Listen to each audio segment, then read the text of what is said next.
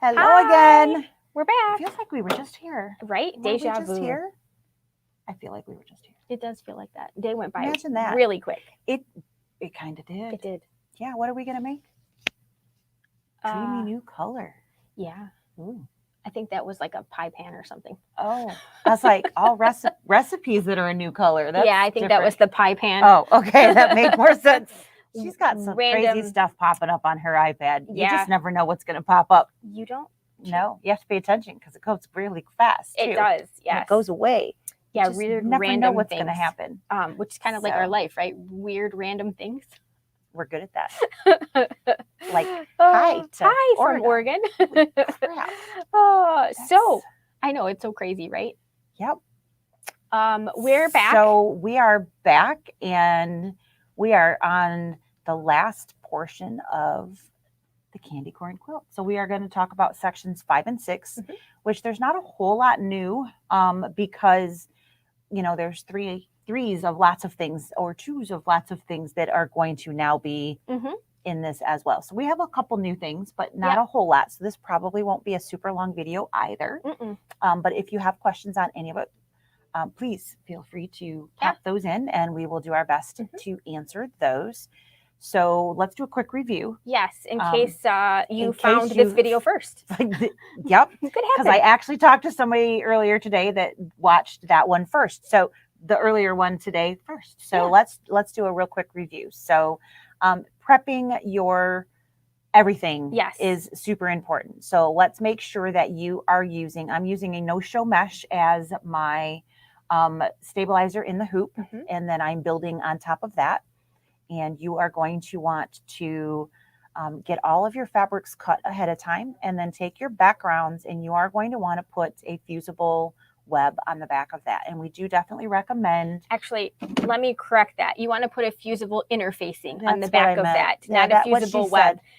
Some people will take that to the bank, right? No, that's not what I meant. Fusible, Sorry. and it's okay. It's been a day. Web it can be you were working with fusible web, so I totally understand that. So I was interfacing. That's exactly what I was doing all afternoon. I had it on the brain, obviously. My bad. So sorry. Don't listen to me. Listen to her. Use that stuff. So the heat and bond is the heat and bond. Easy T is the brand. I was using some other stuff today too. I got stuff on. You did. I'm just gonna stop talking. How do you want me to prep? Okay, so I'll. So start with a no-show mesh. Our preferred brand that isn't shrinking up is the Baby Lock. We really like that one a lot. It gives us great success. If you're using a different version of that, make sure that you double check to make sure that it's not going to shrink up on you. That's super important. Take a little snippet of that, spritz it with some water, see what happens. Yep, double check just before you put all this time and effort in. Just make sure that you know how it's going to react later on. Absolutely. Then you're going to make sure that you prep in your your background fabrics. We starched ours first. So any of the fabric shrinkage would have happened, and it also stiffens up that fabric a little bit. It'll support the stitches a little bit better. We do, yes. And then add that fusible woven interfacing to the back of it. And our favorite brand is the Heat and Bond Easy T. It is on our website. Yep. So if you are looking for it. Yep. And it comes in two different sizes, and long or big. Long or like shorter and much longer, or just big all the way around. Yes, exactly. Those two ways. So like but it's the same stuff, just in different dimensions. And really the same quantity. Yep. It's just like same price. There's one that's like a twin size, so it's like a bigger sheet of it. Yep. So and the ones that like a 14 inches by a whole bunch. Yep. So they are the same thing. So if we run out of one, it's okay. Yep. The other is there. It's just a matter of, your preference. Some like I like the 14-inch one because I can handle it personally. I find that much easier to manhandle instead of this massive piece that I'm like, I don't feel like I have to clean my entire cutting table off to use it. So I like that one. I don't know if I actually like to keep both. And I use the one that you're talking about a lot of times when I'm doing embroidery, except for when I'm doing like those tiling scenes. Yeah. because it's easier to cut. The 14-inch strip isn't quite the right It's not size quite for the right size for two, those. so yeah. I can cut my strips a Right. little bit easier. Right. But again, it's the same thing. It just depends on the sizes of Well, the stuff that you're using. We're always doing different size things. That's So, right. you know, Pick up one that's of why they each. come in different sizes. That's right. But anyway, Yes. what she said, use that stuff and fuse that to the back of your background fabrics. I did not find the need to back any of my applique pieces. So only the background pieces are you going to, thank you, are you going to need to put that backing on. So take care of those. There's no color blocks that I needed to do or anything like that.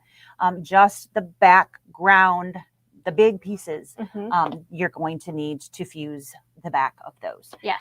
So get those prepped and make sure that you get all of that done without shrinking so that you're happy with the end result. And are you using a particular brand of batting? Are you using the Um, Kimberbell batting? I think that is what I have. Yes, I had to think about that. I'm like, I don't have the package question. anymore, but what was the last one I took out? It is the Kimberbell batting is the last one that I took home. The other one that I have used is actually the Floriani's embroidery batting. So they're like exactly the same thing. Yeah. They really are pretty much. Just It's want just a thin little bit. It's kind of a dense. It's compact. It's not heavy thickness wise. So I'm not in, of course, if you're doing the pre-quilting, you're not adding that into your seam because you're cutting that out prior to sewing it together. So it's coming out of that seam allowance. So you don't have to worry about that. So if you do have a little bit thicker batting, it's okay, because you're not going to end up putting that into that seam allowance, which is really good because and for shrinkage purposes, probably if you pick a poly or a poly cotton blend, you will be better off than just 100% cotton. I don't recommend putting a cotton in there just because of that. You don't want to do all this work and have it look beautiful, and then the first time you have to wash it, you go, oh, what happened to my masterpiece? That's a lot. First of all, it's a lot of money. It'd be like that Home Alone look. Yeah, you don't want that. So let's not go there. Right. And let's, for this project anyways, that's probably going to be the preview picture on that'll YouTube. be what shows up. We'll be like, it's always, we always laugh. It's like, why does that, it's like when you stop anybody's video, it's always like the worst possible moment. That's what YouTube does. It's good like that. It's like they have There's an algorithm. They have a gremlin in there waiting right there. That's where we're going to stop it. Yeah. Rewind, because that one was better or whatever. But yeah, so prep everything. Take the time. It's definitely worth taking the few minutes. What's the matter? There's like the comment came in over here, but I don't see, for whatever reason, I don't see YouTube comments coming in over here. That's interesting. Yeah. And so if someone is watching and you just commented about the heat and bond that you like to use, it is the Heat and Bond Easy. Heat and Bond Easy T. The letters E, the letter Z, T. Easy T stabilizer. That is just so weird. Yeah. I'm like, what's over there? Right? Me too. I'm like, okay, I feel that's like different. That's so strange. Welcome to the World Wide Web of YouTube and Facebook. Yeah, too many different things trying to play nice together. Right. Evidently, they don't want to play nice today. Apparently not. So let's get moving. Yes. So again, prep everything. Make sure that you have those backgrounds prepped. The only piece that I put a additional piece of stabilizer behind was what we talked about this morning. I did not add. You haven't had to use that, and there's nothing additional. It was just that couch was the only one that I really did that, and I didn't do it on this one either. Right. There's extra stabilizer because I found some stuff laying on the floor, but we'll talk about that in a minute too. Yeah. So moving right along. Let's move right along and switch the camera feed over there. So these are numbers 5 and 6. So again, we've talked about a lot of this already. So just as a reminder, this is the second of the Flying Geese, and these are done in the hoop. So if you are pre-quilting, you will either need to stitch the Flying Geese piece first and then go back and completely hoop a second time, or you will need to add the batting and then skip forward, stitch the Flying Geese, and then go back and put the embroidered quilting over top of that. So to get the actual batting inside of that, you will need to get a little creative on your needle plus and minus movement. So just as a reminder, when you're building those, make sure you do that. Otherwise, you're going to be like, oh, wait a minute. Where do I put that? So just as a reminder, load your quilting design and then your flying geese, add your batting in there, and then jump forward, stitch the whole flying geese piece, and then go backward and stitch your final quilting pattern on top. So not difficult by any bit, just needle plus minus and jump around a little bit in there. Again, these were Sarah's cute little 2x2 block quilting patterns. And you want to tell them what we're going to do? We're going to have them for sale. We're going to try to do a digital download. Yeah, we're going to attempt to put that on the internet on our website as a zip file with everything in there. So we'll try to get that done before she disappears on vacation. So we've actually fielded a couple different phone calls today about getting those files because they were people that had not pre-ordered, which is how you got those originally. So for those of you who really would like to get those, we are going to make them available for sale on the LeBou shopping portal. So just keep a lookout and keep checking back. We will get there as soon as possible. All right. So very cool. That will be out there real soon. So those will be available very shortly. This is the last. I think this is really cute as well, though it's not my favorite of them. I do think this one's really cute. Here lies an unfinished quilt. May it rest in pieces. Very, very cute.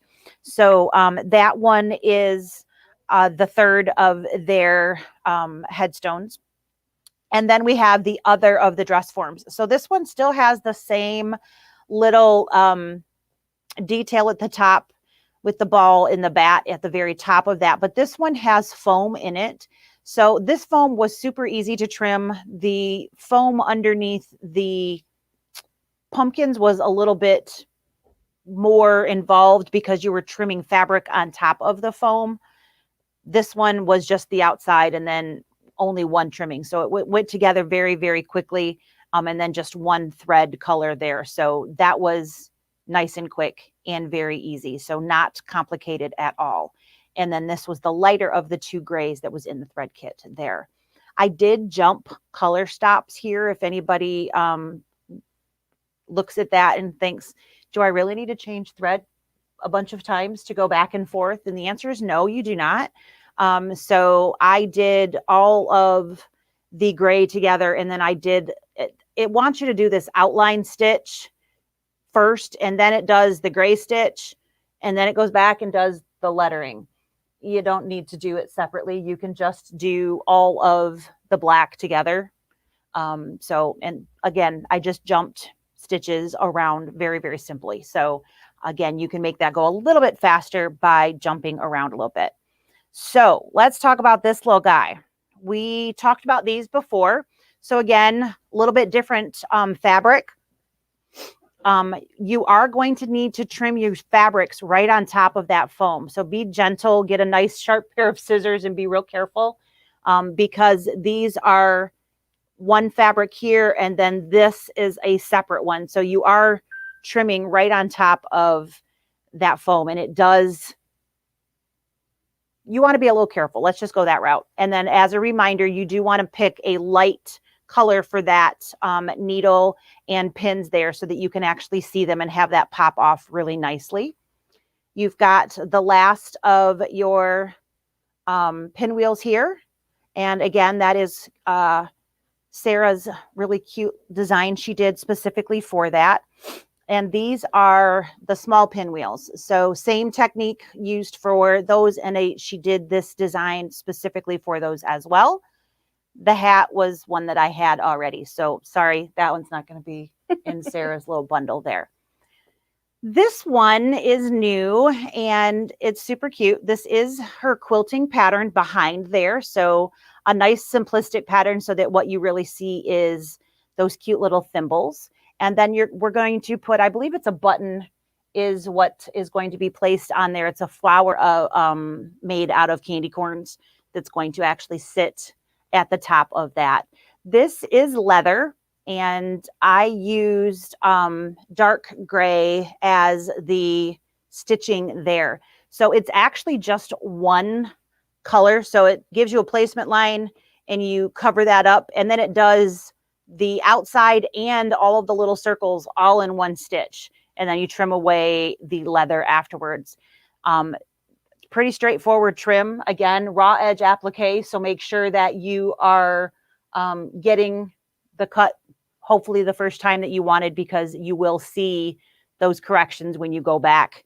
Unfortunately, it's those slow, even cuts. Slow, even cuts is the way to go. So I did go ahead and add the banner on the top here because I made it and I felt like I kept trying to lose it. So I figured the safest thing to do was to stitch it down. So I did go ahead and add this, but you probably want to wait to add that. Maybe even wait to make it until you're ready to put the embellishments actually on your quilt top. So this is probably, outside of the couch, the most demanding quilt square on the quilt itself. There's just lots of things going on. I will admit I forgot the vinyl. So I don't know, gosh, it was probably at least a week later. I was doing something completely different at my embroidery machine. And I look down and there's this shiny stuff on the floor. So I bend over and I pick it up, and it's a good sized chunk of vinyl. And I was like, what does this go to? And I'm looking around and I literally smacked myself in the forehead. I was like, oh, I bet that goes to that quilt. Now they know that we just skim those instructions. So, well, it was like part of a stitch. So the tack down line for the decorative black piece there, that is also the tack down line for the vinyl. So it looked like it was just a decorative stitch. That's fair. Anyways, don't forget that. I was able to line it back up, and I just put a new piece of no-show mesh in the hoop, and I lined it up using the projector so that it worked. But I know all of you don't have that, so don't forget that the first time around. So that's where my extra stabilizer on the back came in, because I had another piece of stabilizer in there. But you are going to use Mylar up in these little guys on the roof, and you are going to use the leather literally in that sign. I do definitely recommend changing to that black bobbin for those little letters there, just to make sure that it's nice and bold. Not so much on the actual embellishment portion, but for this guy here, because it is just a running stitch and they're really small. So I do recommend the black bobbin for the Quilt Shop and your decorative pieces on the leather up at the top. You certainly can do it here. It's not going to hurt a darn thing, but I wouldn't say that it's quote unquote needed there, but it won't hurt anything either. Other than that, it's just standard, other than the Mylar and the leather and that lovely vinyl on time number 2. It is just standard satin stitch applique. There's nothing else that's super crazy there. So it is very, very cute.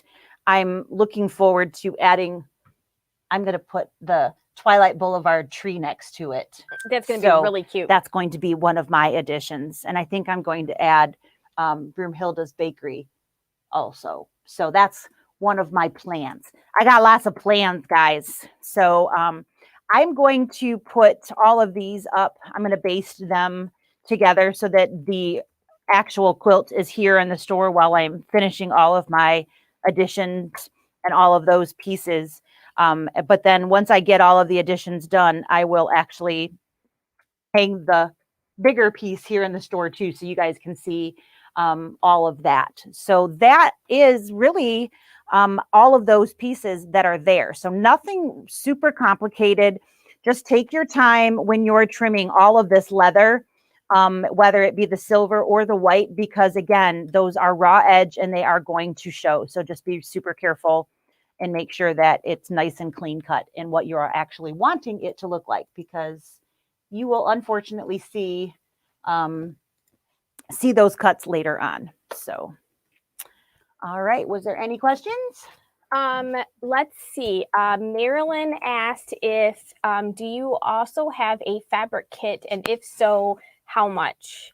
I believe that we can do fabric kits.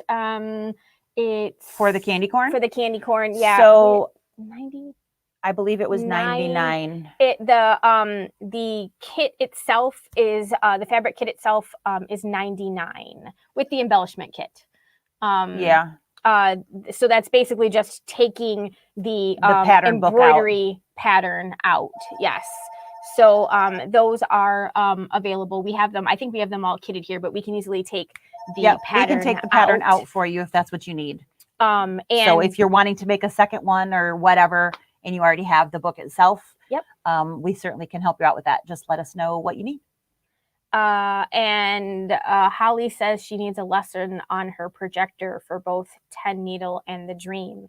So you have a camera, but you don't have a projector. So correct. We certainly can do that. Just make an appointment. But yeah, we can absolutely help you out with that. Just so by lesson, we would have to sell you a new machine, and we're happy to do that. But I know you just picked up that Dream. So you probably just want to learn the camera.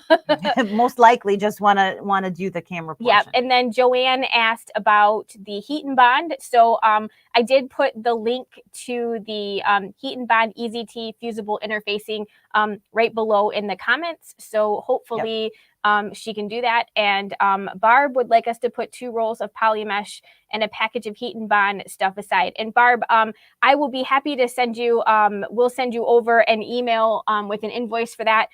We don't pull orders that aren't paid for and put them on the shelf any longer because we just have too much stuff to keep track of. But we can certainly send that over. We'll send you an invoice, and as soon as you take care of that, we will pull it and put it together. Away. Absolutely. That's right. And we'll see you next week then. Yes, I wish we could, but it's just gotten really crazy between online orders, in-store orders, and then orders. It's just gotten really crazy in here. So we absolutely will. We'll shoot you an invoice in just a few minutes. Yes. So as far as that Heat and Bond stuff, as she so eloquently put it, I should just say that instead of try to get the wrong word in my mouth and say the wrong thing and confuse all of you. So sorry. I'm working on Embroidery Club. Totally different, sort of. Okay, that'll work too. You can, there's never any harm in putting that on the back of other fabrics. Right. So if you are looking for something else, and you like to back that is something that you can put literally on anything. So you can always use that. It's a fantastic thing if you're looking for something as a color block or something to just kind of thicken something up, especially if you have white that you're afraid your darker background or whatever is going to show through. You can use that. It's always a good thing to have on hand, I guess, is kind of what I'm trying to spit out here. So it's a fantastic product to have and use in lots of different ways, not just as a background backing. It's a really good one. Yep. So. And Holly asked what are our holiday hours this weekend. We're here tomorrow and Friday from 10 until 5, and then we're closed again Saturday, Sunday and Monday, and we'll reopen on Tuesday. You will reopen on Tuesday. She won't be here. I will be at Magic Kingdom on Tuesday, in case anybody was curious. I will be here. Wearing my villain shirt. Yeah. She's made some really cute t-shirts. So you'll have to send pictures that we can share with everybody.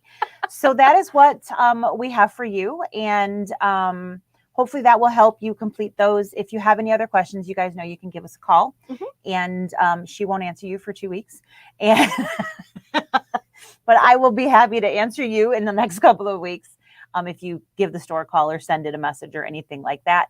And of course, we'll be here on Friday morning and we will be finishing this all up. We'll do a stitch out of 2 border pieces so you can see how to connect those.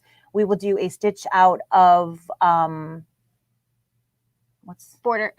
of a quilting block that's not got embroidery on it, so you guys can see how to make all that work with a piece that's already cut down to size. And we'll talk about embellishments. So Friday will be a little longer. it'll than be this. more than a 20-ish minute Yep. thing. It'll be a little bit longer because we're going to talk about a lot more stuff. So, Yes. and of course, answer any other questions. That's right. that come So in. bring your questions. So bring those questions. Bring it. We will see. Bring it on, baby. We'll see you guys Friday morning. All right. Have a good one until then. Take care. Bye.